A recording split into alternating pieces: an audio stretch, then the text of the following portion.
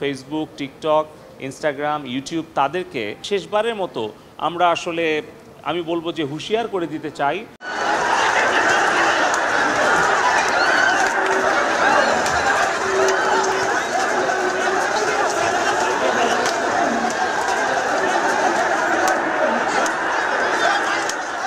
সরকারি চাকরিতে কোটা বাতিলের আন্দোলনে উত্তাল পুরো দেশ।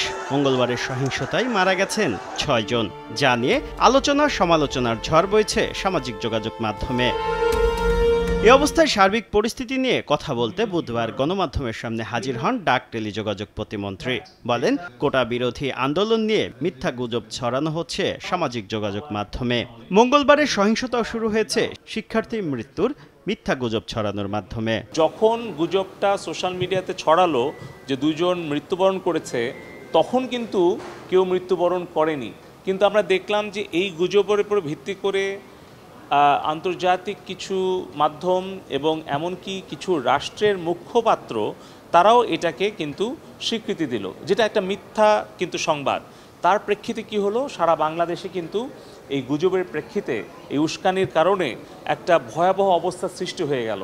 বিভিন্ন জায়গায় সংঘর্ষে প্রায় 6-7 জন মানুষের জীবন চলে গেল।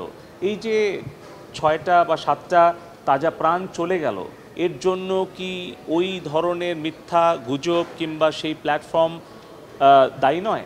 অর্ধেক পাউডারে দ্বিগুণ উজ্জ্বলতা। নতুন রিন অ্যাডভান্সড অর্ধেক পাউডারে দ্বিগুণ উজ্জ্বলতা।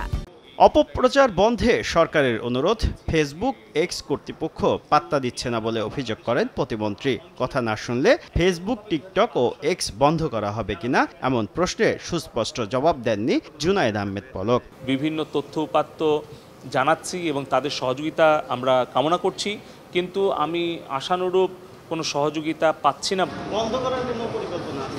সেটা ভবিষ্যৎ সময় এবং পরিস্থিতি বলে দেবে যে কতটা কঠোর সিদ্ধান্তে আমাদের যেতে হবে। সারা দেশে সহিংসতা ও প্রাণহানির ঘটনায় সরকার উদ্বিগ্ন। বর্তমান পরিস্থিতিতে শিক্ষার্থীদের ধৈর্য ধরার আহ্বান জানিয়ে সামাজিক যোগাযোগ মাধ্যমের কন্টেন্ট যাচাই করে সিদ্ধান্ত নেওয়ার অনুরোধ জুনায়েদ আহমেদ পলকের।